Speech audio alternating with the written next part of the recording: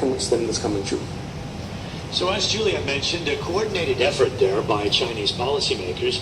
President Xi out over the weekend offering to help the private sector.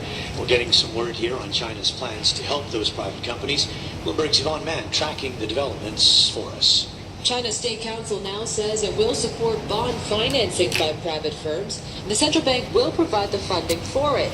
Separately, the central bank has also announced a $22 billion increase in its relending and rediscounting quota.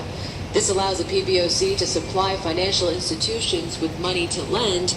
The central bank also repeating President Xi Jinping's promise to offer unwavering support for the private sector. The PBOC says it will focus on companies suffering temporary difficulties but which have market share prospects and technological competitiveness.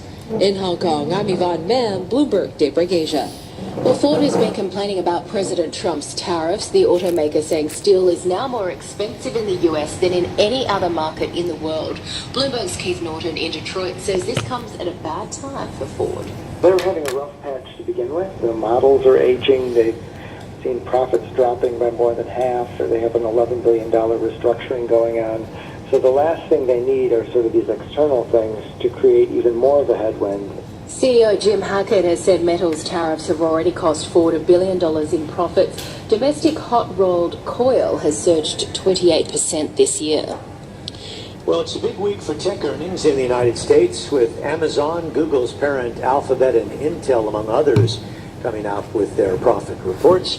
And China Mobile is out, the big telecoms company in China. More on that from Bloomberg's Rashad Salam. Profit rose at 3.1% in the first 9 months of the year. That's thanks in part to gains coming from the sale of shares in China Tower during its initial stock offering. Operating revenue slipping slightly, but the company added nearly 46 million 4G subscribers.